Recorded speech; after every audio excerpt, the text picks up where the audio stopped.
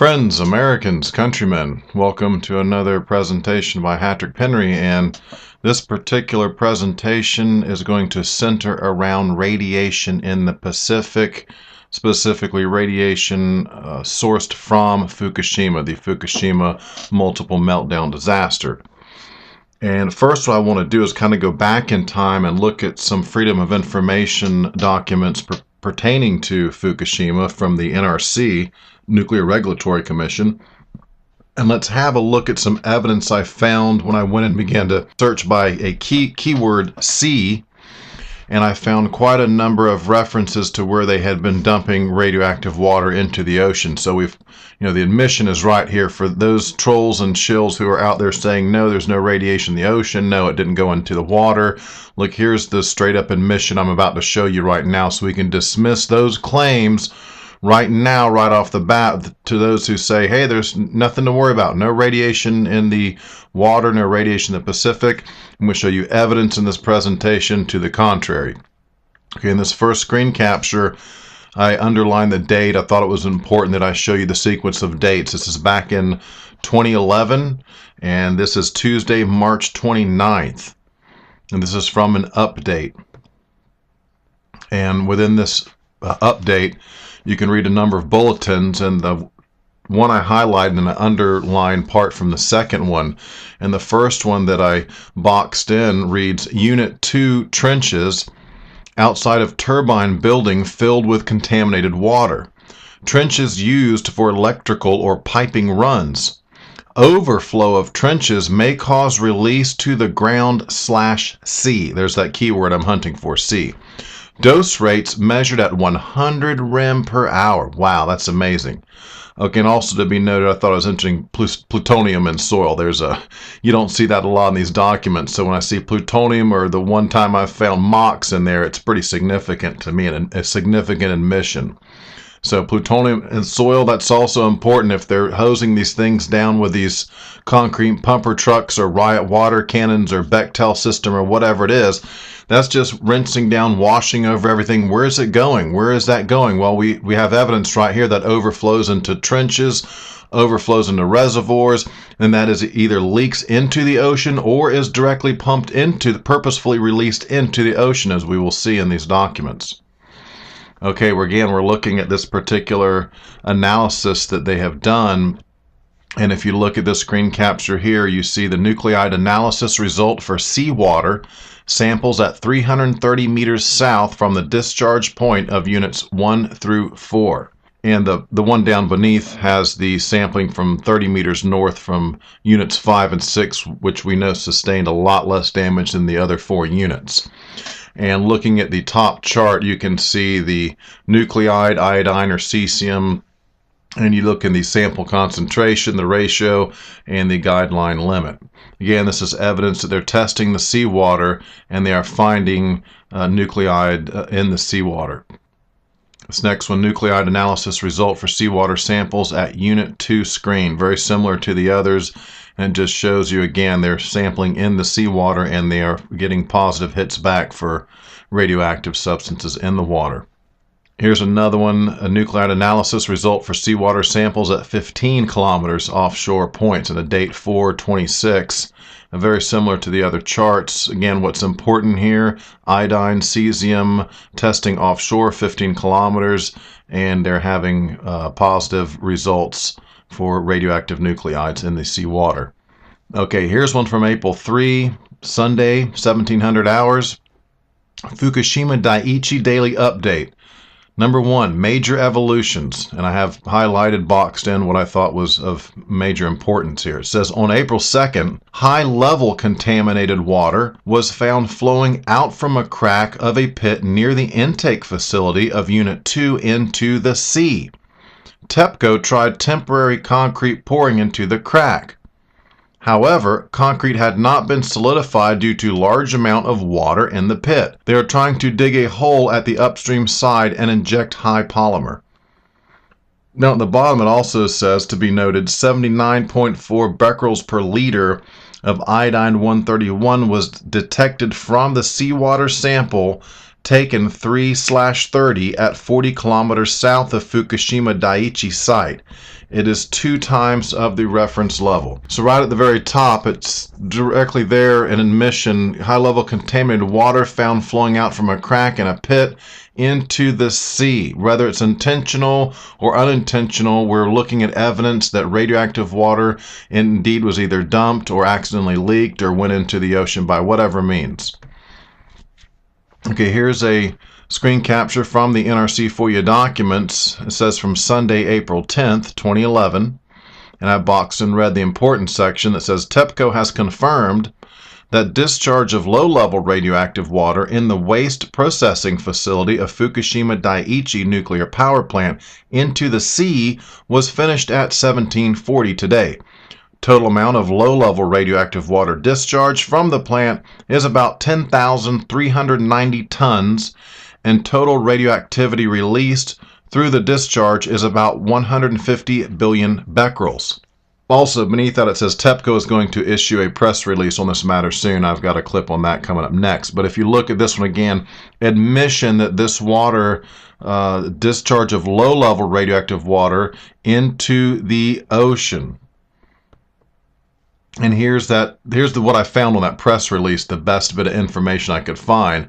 It'll give a date, April 29th, which if you look at the previous one, Sunday 10th, okay, well, we're looking a couple weeks after that, and here is their press release, and this is the plethora of information they're willing to give, or at least I can find in reference to this press release. It says on April 29th, 2011, we started sampling survey of the seawater at 5 points in the 3-kilometer offshore area of Ibaraki Prefecture. Today we have conducted nuclide analysis of radioactive materials in the water sampled on April 29. We have reported the result of the analysis to NISA and the government of Ibaraki Prefecture as per attached. So we don't get a lot of information, just says analysis of radioactive materials in the water sampled. So it says they did sample radioactive materials, but the press release, or at least what we get out of the FOIA documents, doesn't really tell us a whole lot. And again, that's probably pretty close to what the real whatever came out in the newspaper on the news that night for Japan. I was like we all know about TEPCO. Anything that it's always downplayed, or it's totally they're just totally lying about it and not telling you something. A lot of dishonesty, a lot of deception, a lot of covering up, and a lot of lies coming both not just from TEPCO but from our government as well on this whole issue. Okay, this next screen capture is pretty amazing. It says marine monitoring. TEPCO is conducting a program for seawater surface sampling at a number of nearshore and offshore monitoring locations. Up until April 3, a general decreasing trend was observed at the sampling points TEPCO 1 to TEPCO 4. After the discharge of contaminated water on April 4, a temporary increase has been reported. As of April 12, no new data for TEPCO 1 through 10 sampling points have been reported. So there you go. Discharge into the ocean, and they're testing for it, and they're finding it there. They're finding an increase. Okay, the next screen capture says radioactive materials monitoring, density of iodine 131 in the sea. Where are they monitoring? In the sea. What are they monitoring for? Fission products. Iodine 131, and you can, on the left of this particular chart, you can see the sampling location, seacoast or offshore, and it gives you the particular distance, the date and the time, the density, and the ratio to criteria. 43 times, 40 times on some of these. So it's quite elevated, we can see. Okay, the next screen capture I have says discharge of low-level radioactive accumulated water in Central Waste Treatment Facility and Units 5 and 6 to the sea. Central Waste Disposal Facility, it says in parentheses, and then it says we had discharged approximately 9,070 tons of water from the discharge canal of Units 1 to 4 from April 4th to April 10th. We're investigating and confirming the situation. Subdrain of Unit 5 and 6. From April 4th, we started the discharge from the water discharge canal of Units 5 and 6, and at 1852, April 9, we completed about 1,323 tons. Okay, there's more, again, admission right there that's being discharged and into the sea. Where is it going? Into the ocean, the Pacific Ocean. Okay, this next screen capture just boxed in the date because the first couple pages wasn't really relevant, and then it went into Again, evidence that it's radioactive water is being discharged into the Pacific Ocean. But note, April 15th, 800 hours. And the next screen capture was the relevant section. I boxed in 3 areas where one says discharging water in subdrain of Unit 5 to the sea, 950 meters cubed, for April 4th, 2100 to 8 April, 1214. Those are the time hours, I guess, 2100 hours, 1214 hours. To the right of that, it says discharging water in subdrain of Unit 6 to the sea, 372.6 meters cubed, 4 April 2100 to 9 April 1852. So this is taking place over a number of days. And to the right of that, again, draining water, concentrated RW to the sea with a directional arrow pointing towards the sea, 9,070 meters cubed. From 4 April 1903 hours to 10 April 1740 hours. So it's an ongoing process, and quite a bit of concentrated radioactive water is being discharged into the ocean. Here's the absolute proof of it. Okay, next screen capture. Again, it's important to note the date, April 8. I just want to show you this is back in 2011. This is late March, early April, what we're looking, these analysis we're looking at here. And this particular one is a TEPCO summary. Again, you take it with a grain of salt because TEPCO's been less than honest time and time again. What was to note on this particular screen capture we're looking at now that I've boxed in red, I'll read you the bullets. It says, the discharge of radioactive water from the rad waste facility to the sea continues and will be completed this evening. Drainage of the Units 5 and 6 underground groundwater pits will be completed on Saturday. The next bulletin says, the discharge of radioactive water from the rad waste facility to the sea continues and will be completed this evening. Following completion of pumping, workers will check the rad waste facility for cracks that might have been caused by the earthquake. And the last bulletin says the release of slightly contaminated water from Units 5 and 6 groundwater pits to the sea will be completed on Saturday. Well, that's an intentional release, a discharge. You could take it either way, but I see the discharges in here. Evidence I see they are an intentional discharges, some of these, and we'll explain why they have to do that, because of their temporary solution, the best solution they can come up with to try to stabilize the situation. In the long run, it's not going to be effective. We're all going to have this corium melt all the way down. Spent fuel pool number 4 we know was dry for quite some time. I suspect that also blob melted down. There's a sublimation through the concrete into the Taurus screen capture I have difficult loading online for people to look at, and it's indicative. It indicates that they knew there was going to be a corium blob as well from all those bundles in number 4 that would melt down, sublimate through the concrete. And where does it end up? It melts through the Taurus. Does it stop in the Taurus? No, continues to melt down beneath. So right here you see evidence of discharge of radioactive water, and also we have to look at the language on this as well. It's very important. At the bottom it says the release of slightly contaminated water. At the top it says the discharge of radioactive water. So let's be sure there's a difference in that between the slightly and the radioactive. And in some cases it says, I think it said a couple times, or highly radioactive water is being concentrated, I guess is the word being used, radioactive water. So this terminology is important too. We're getting varying levels of radioactive water being discharged, being released, or leaking into the Pacific. Okay, I'm now going to read from the Freedom of Information Act documents, where these are some phone conversations between some of the NRC guys. And I'll read you the box section, although that's pertaining to something else. What's important on these two here is the amount of water they're going to be dumping onto these damaged, critically damaged, inoperably, irreparably, unsavably damaged units 1, 2, and 3, and indeed unit number 4 as well, which we know was not actively, the plant was not running at the time, but everything had been offloaded upstairs to the spent fuel pool, which from the documents we know they knew it was dry and didn't have water for quite some time. How long? Long enough to have a absolute meltdown, absolutely, and sublimate through the concrete and go on down into the ground. Yes.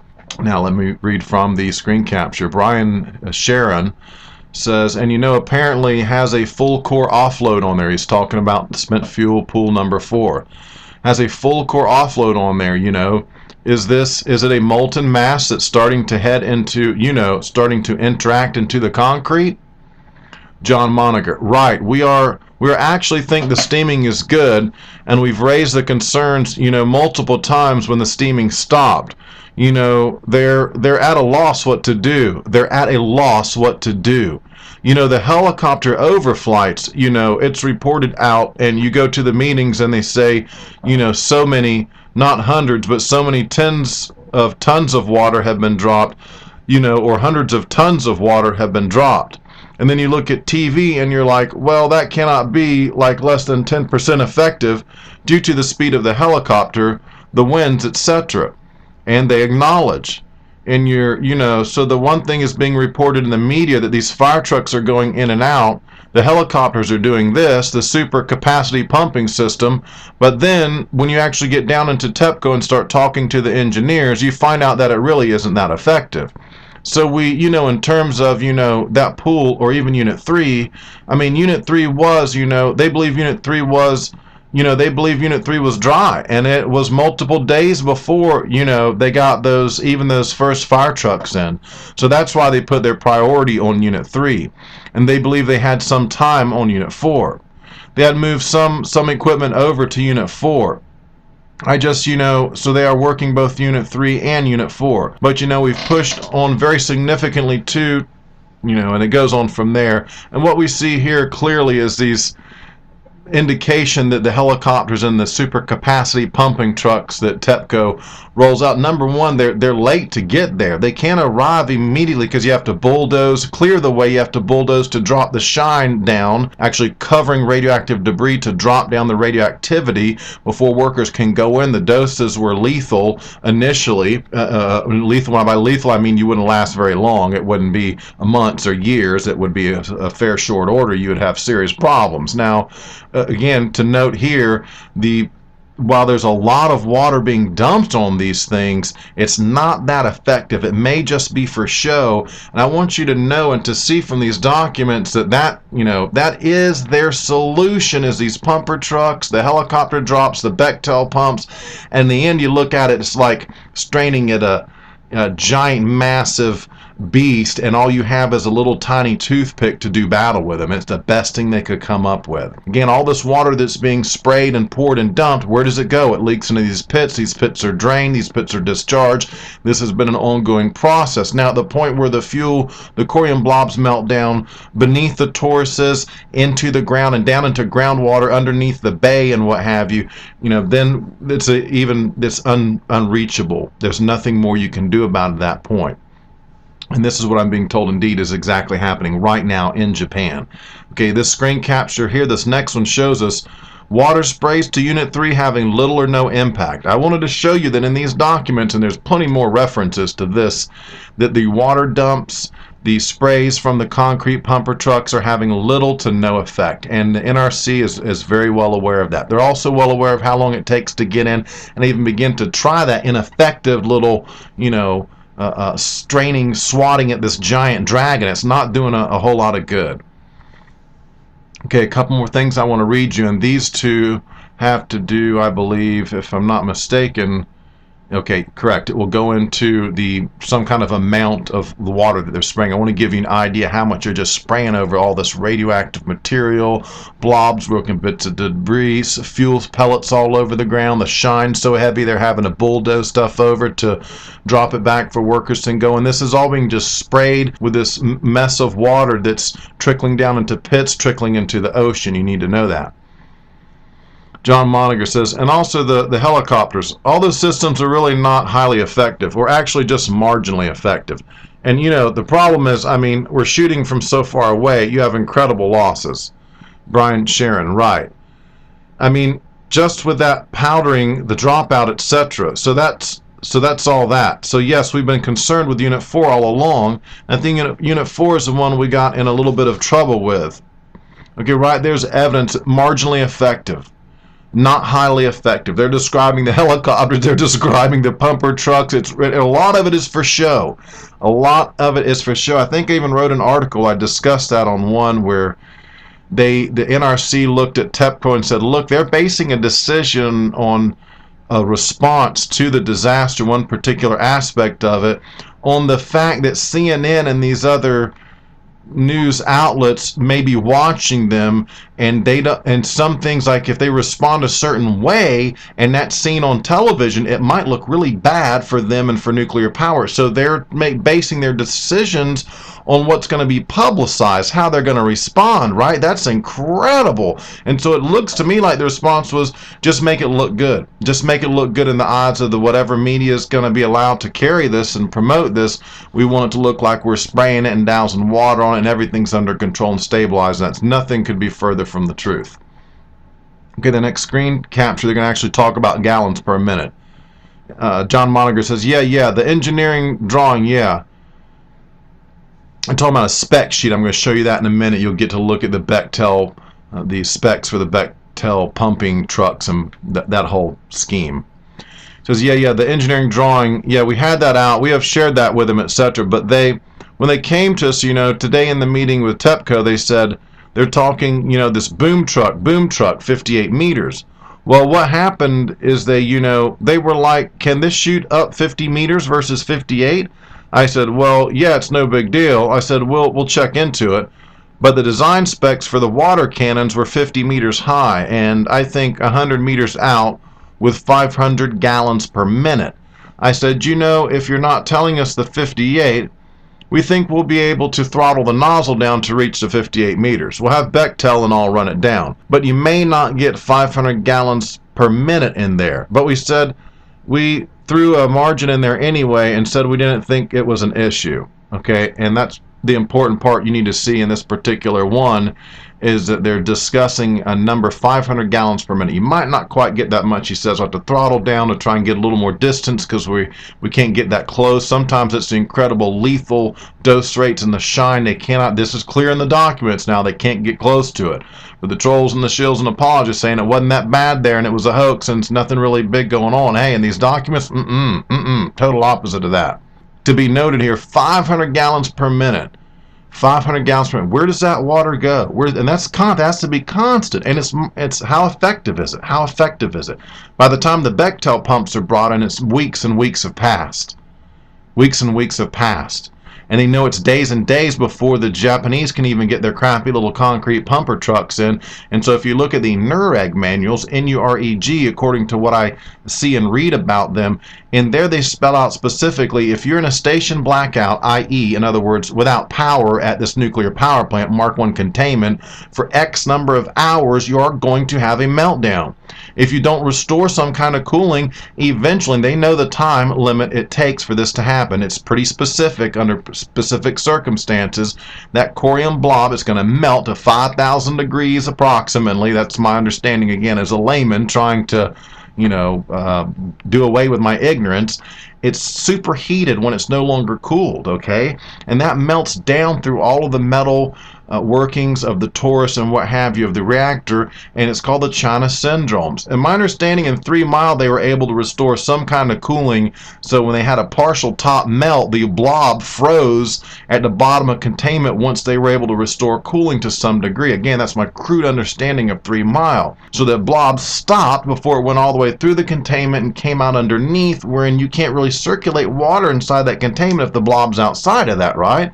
The blob's 20 feet down in the ground underneath your reactor building. You can only pour water on it, hope it drains down through the cracks. If it's 50 feet down, you can only try and pour water down. Now the blob is melting through and creating these glass-like tubes, like a lava tube, and what water they're spraying on is pouring down these lava tubes onto the blob, and what do we have? A massive radiation release into the atmosphere and into the Pacific. And Obama wants to build 3 new nuclear power plants, right? Okay.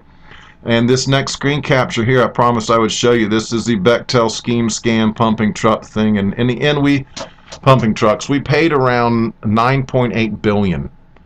The John Q. taxpayer footed the bill for the pumps for these Bechtel pumps. And this is the little system you can see it requires. If you look at the schematic, you have to drop a submersible pump into the ocean.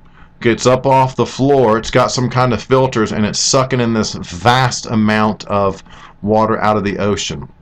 There's a submersible pump there, Okay, that is then pumped up to your initial truck. You have a flatbed truck with this another giant pump in the back of the truck, a secondary pump that grabs it and pumps it on up to another truck where there's a tertiary pump on that truck, and that pumps it up the boom and out to the nozzle onto the reactor building. Again, when the top of the reactor building collapses on the spent fuel pool, and in the documents they mention this, it's very difficult to get the water in to cool the spent fuel, even if it's still there and hadn't melted on down, because there's inches of concrete and what have you on top of it, literally blocking the water from falling down on it, cascading down on it. Now it's running off the side and spilling over the side.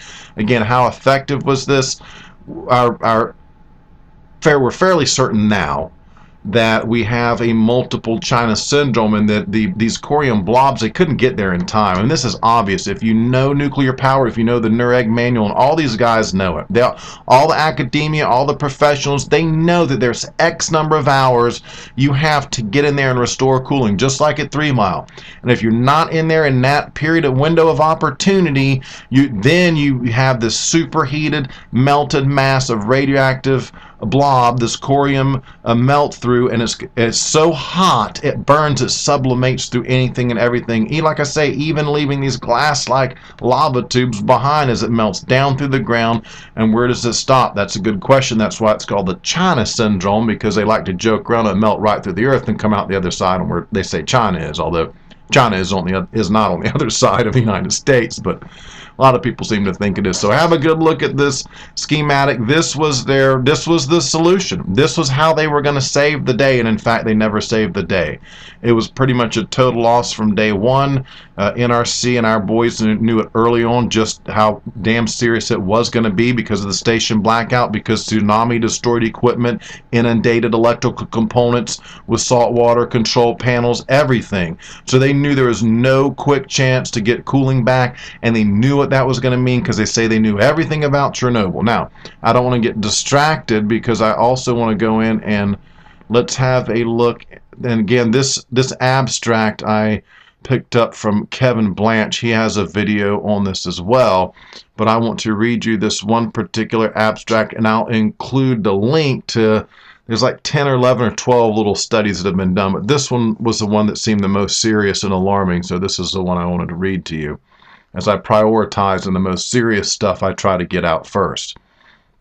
And it's titled Cesium, Iodine, and Tritium in Northwest Pacific Waters, a comparison of the Fukushima impact with global fallout. Okay, we want to note in here that these samples were collected in June of 2011. So after what we just talked about in these FOIA documents during March and April, then come in June, there's some samples being collected, and here's the abstract, the results of those analysis. It says radionuclide impact of the Fukushima Daiichi nuclear power plant accident on the distribution of radionuclides in seawater of the Northwest Pacific Ocean is compared with global fallout from atmospheric tests of nuclear weapons. Surface and water column seawater samples collected during the international expedition in June 2011 were analyzed for cesium-134, cesium-137, iodine-129, H3, and that's tritium. The cesium-137 and iodine-129 and H3 levels in surface seawater offshore Fukushima varied between 0.002 to 3.5 becquerels per liter to the power of -1, 0.01 to 0.8 microbecquerels per liter to the power of -1, and 0.5 to 0.15 becquerels per liter to the power of -1, respectively. At the sampling site of about 40 kilometers from the coast, where all three radionuclides were analyzed, the Fukushima impact on the levels of these three radionuclides represent an increase above the global fallout background by factors of about 1,000, 30, and 3, respectively. That would be factors of about 1,000 for the cesium-134, factors of about 30 for the cesium-137, for the iodine-129, and factors of about 3 for the tritium, the H3. The water column data indicate that the transport of Fukushima-derived radionuclides downward to the depth of 300 meters has already occurred. The observed cesium-137 levels in surface waters and in the water column are in reasonable agreement with predictions obtained from the ocean general circulation model, which indicates that the radionuclides have been transported from the Fukushima coast eastward. The cesium-137 inventory in the water column, parentheses, the area from 34 to 37 degrees north and from 142 to 147 degrees east, close parentheses, due to the Fukushima accident is estimated to be about 2.2 picobecquerels. The amount of iodine 129 and H3 released and deposited on the northwest Pacific Ocean after the Fukushima accident was estimated to be about 7 gigabecquerels and 0.1 picobecquerels respectively. Due to a suitable residence time in the ocean, Fukushima-derived radionuclides will provide useful tracers for isotope oceanography studies on the transport of water masses in the northwest Pacific Ocean. And what's crucial to be noted again, we are testing for it by factors of 1,000, 30, and 3 times what they're seeing in the atmospheric test for nuclear weapons. So is it elevated? Yes. Are they testing for it and finding it? Yes. Is it in the Pacific? Yes. How far down is it? Downward to the depth of 300 meters. Again, what's missing in a lot of these tests, I don't see anyone checking for plutonium. And that seems to be a red flag for me. Why are they not testing for plutonium? Is there a reason for them not to test for plutonium? Okay, let's see. We covered the FOIA documents, and then we covered that particular abstract where they have tested for in the Northwest Pacific up to 300 meters down radioactive iodine, cesium, and tritium. And the last thing I want to cover on this particular broadcast, if that's what you want to call it, I want to go in and look at what the recent news that just came out today that's prompted me to get off my butt and really get on this and get this out here, because it's important you have this information and you can judge for yourself how you feel about nuclear power and not just listening to Obama and Mitt Romney telling you it's, clean, emission free, a wonderful way to produce electricity. So let's have a look at the article from the 8th of July. This is one on E&E News. I like the threads in E&E News. I like the people in the comments in the threads of E&E News. And if you read those threads are even more important than the article itself, because in those threads explain if the article's propaganda, what part might be disinformation, what is inaccurate. And right now it seems in the threads are kind of run and controlled by the public at large. Like I said in a video I posted on YouTube earlier today, my mom goes into E&E News and logs in and makes comments all the time and finds her comments are deleted. So the humans that come in there in the threads, by and large, are good people keeping the trolls at bay. But whoever's controlling E&E News in the background can go and delete your comment. And so I've been very clear on this on a number of instances. There's a couple places that will talk about the disaster, even mentioning FOIA documents and give some good information, but it's still by and large low level when you look at the worst of the worst and the true reality that's going on there as best we can determine it with a lack of information and the media blackout and so on and so forth. They're way downplaying it. They look at superficial issues, a lot of disinformation, a lot of propaganda. So check the threads, and the people inside these threads by and large are really good people, and if a troll goes in there, they pretty much get called out pretty soon. And this one is titled, this is from the Wall Street Journal, again, like I say, mainstream media outlet, so to take it with a grain of salt. And in the threads in here, again, like I say, they point out, hey, they give you a little bit of good information, but they downplay the whole overall size and magnitude of the disaster, and that's what they're doing. It's carefully downplaying damage mitigation. So the Wall Street Journal says, soaring radioactivity levels on coast of Fukushima plant. Nuclear material may have leached from melted fuel cores and into the environment. From July 8, 2013, more than 2 years after the devastating accident at Japan's Fukushima Daiichi nuclear plant, operator, and that would be TEPCO, is seeing levels soar of a radioactive element called tritium. The problem spot is on the coastal side of the plant's heavily damaged number 2 reactor, one of the areas where TEPCO regularly monitors groundwater to check for radioactive elements that may have leached from the plant's partly melted fuel cores and into the environment. Okay, and from another article from the GG Press, July 8, 2013, Tokyo Electric Power Company says 2,300 becquerels per liter of tritium was found in seawater sampled off its crippled Fukushima #1 nuclear power station Wednesday, the highest level recorded since the March 2011 accident. It is feared that groundwater containing high levels of tritium may be leaking into the sea from the plant's #2 reactor building. Well, again, I showed you previous documentation where we know for sure it's been discharged, it's leaked. You know, they purposefully vented into the ocean for any number of reasons. We know this is a fact. These guys like to phrase it in the form of it is feared that it may be. Well, we know they dumped it. We know they discharged it. In the story. And that was old school back in 2011. So what we're worried about now and what this shows now, again, that's why I showed you the initial pouring of water on. Okay, that's one thing. But now what we're looking at is, if that would have been effective, at some point the fishing would have stopped. We can agree on that. And these particular byproducts of this fishing, like Cesium-134, it wouldn't be as such abundance. And then as time goes on and it approaches its half-life, you would see the strength of it and the amount of it would begin to decrease, right? Now that's just simple physics when you think about it. And again, this is based on if you're able to reestablish cooling to the core, to the control, to the fuel rods and everything, right? And if you're unable to do that, it continues to sublimate and melt down through the ground into the groundwater underneath the bay, as the comment I read on my video today from E&E News pretty much spelled it out in an excellent picture. Let me see if I can find this one here. I'll read it to you. He says, "What are the sources of the radiation contaminating the Pacific Ocean? Question mark. Cooling water is dumped into the Unit 1, 2, and 3 reactor runs to cool fuel splatter left behind. This water flows out the bottom of containments 1, 2, and 3 into groundwater and also out of tourist basements. Groundwater flows through corium lava tubes left by the passage of corium 1, 2, and 3. Corium is the melted fuel rods, this blob of melted superheated material.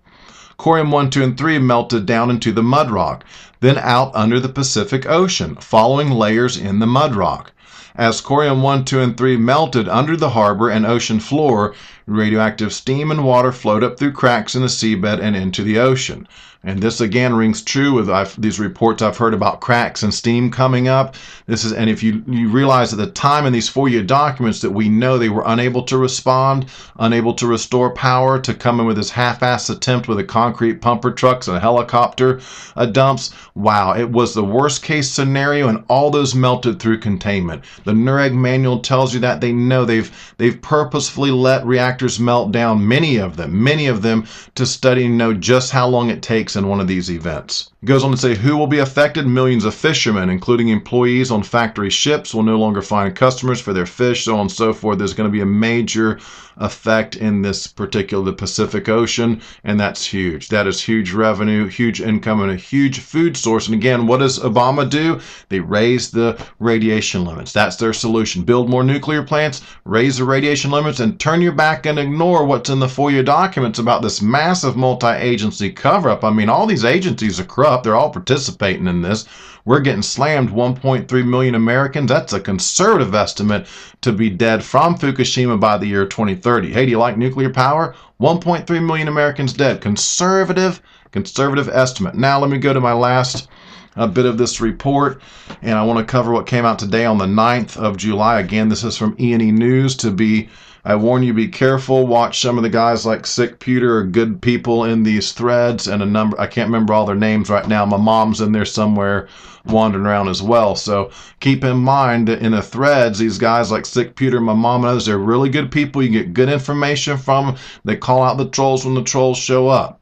Okay, but the overall, I would do E&E News differently. I mean, really, they could have highlighted FOIA documents. They could have really concentrated on the worst of the worst and made it easy for us to access some of these documents and information and what have you. And I don't find it to be so. Now, that to the side, though, however, I am going to report on, I find other places to be a lot worse. I'll put it that way. It does get worse than E&E News by a long shot. You got Alex Jones and InfoWars, right? Okay, I rest my case. Officials report, quote-unquote, troubling discovery at Fukushima nuclear plant. Cesium levels rocket 9,000% over 3 days in groundwater. TEPCO, quote-unquote, can't explain it. From a particular video from NHK World, July 9th, 2013, quote, officials at Fukushima Daiichi nuclear power plant say they've made a troubling discovery. Cesium levels soar in Fukushima plant groundwater. On Monday, TEPCO recorded 9,000 becquerels of cesium-134 and 18,000 becquerels of cesium-137 per liter of water at a well between the number 2 reactor building and the sea. Both radioactive substances were up about 90 times from the level logged 3 days ago. TEPCO officials say they do not know why cesium levels have risen suddenly or what effect the spike is having on the nearby ocean.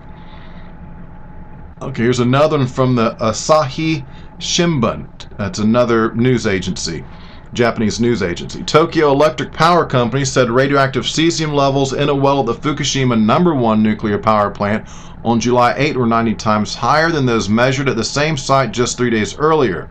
TEPCO said July 9 that cesium levels of 27,000 becquerels per liter, the highest cesium levels found since the onset of the March 2011 nuclear disaster, were detected in water samples a day earlier from a well on the seaward side of the #2 reactor building. We do not know why only cesium levels have risen, quote-unquote, a TEPCO official said. And there's another section from the AFP in here and the Wall Street Journal as well. And to be noted in this, what's important here and what I'm being told, again, I'm not an expert, but these are byproducts of fission. And for these to be occurring in these amounts, this length of time from the initial disaster, I am being told that this is indicative of this particular China syndrome. It's down into the, melted in through the dirt, down into the ground, and it's down there just doing its thing. This is gonna be ongoing. It's not over, it's ongoing. Unlike Chernobyl, the action was not taken like the Russians did. I mean, the big difference between these two incidents, not just the size and scope, Japan is much worse, but the lack of any viable solution right off the bat. If you look at what the Russians did, the steps they took, and then if you look in Fukushima at these Bechtel pumps and just to spray water and that kind of thing, it seems to me that they didn't really have a solution, or they were unwilling or unable to implement anything that really would have been to the level of what we see at Chernobyl.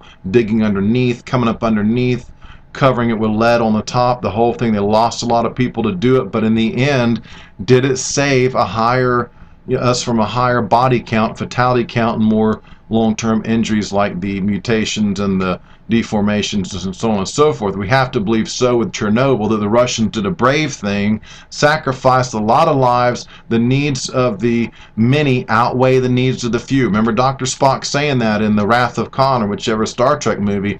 That's how the Russians looked at it. Now Fukushima, you know, when people talk about depopulation events and stuff, I say, well, I didn't see any real move to really try to do something about Fukushima. It's almost like they wanted to let us get blasted with the radiation and try to downplay it and conceal it and hide it and let us take the brunt of it, and hoping we don't notice or something. I don't know, guys, right?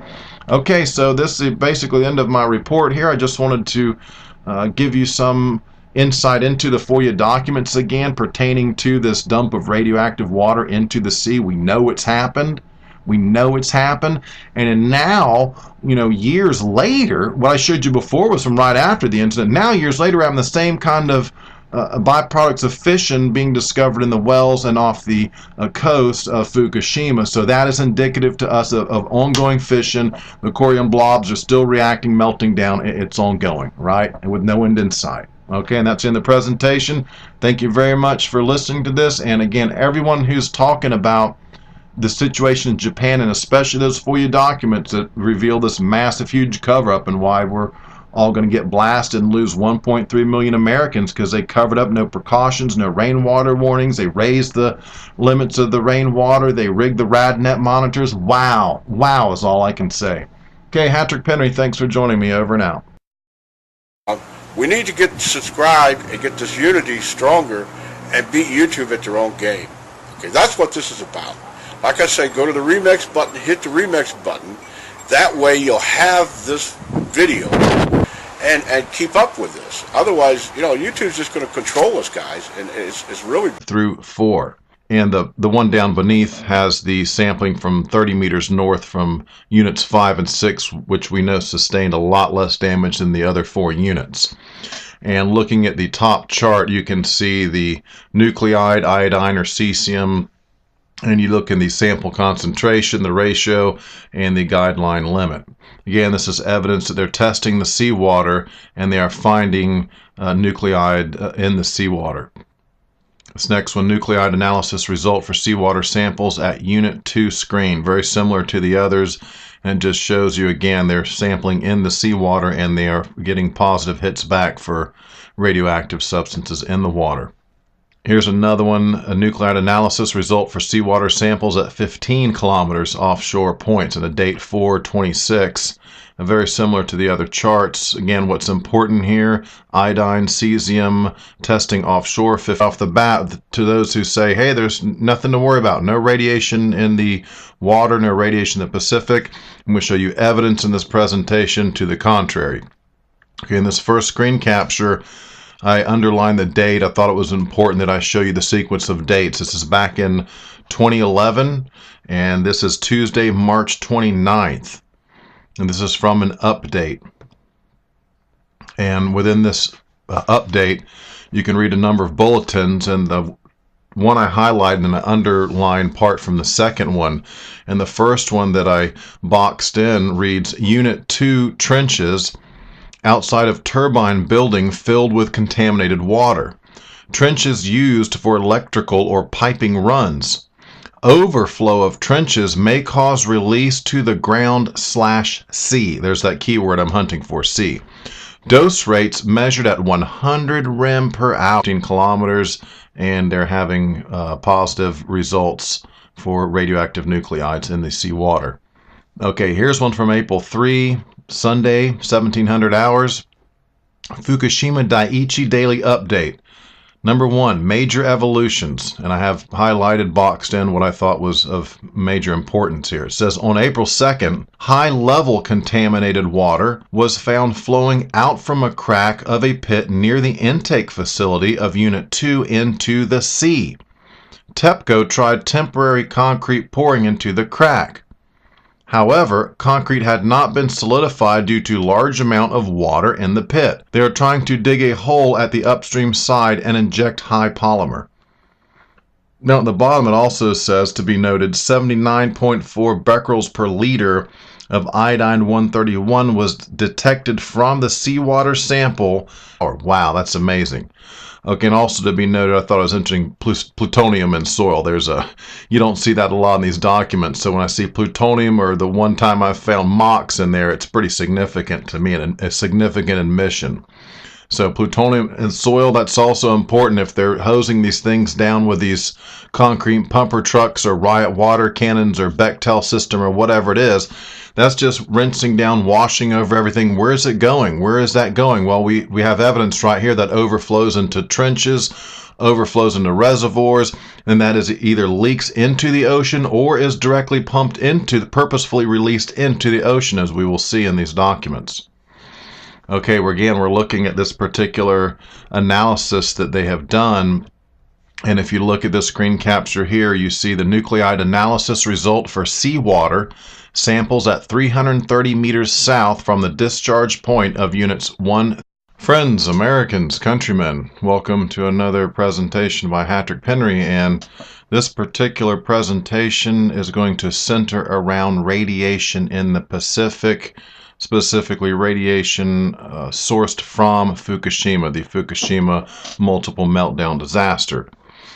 And first what I want to do is kind of go back in time and look at some Freedom of Information documents pertaining to Fukushima from the NRC, Nuclear Regulatory Commission.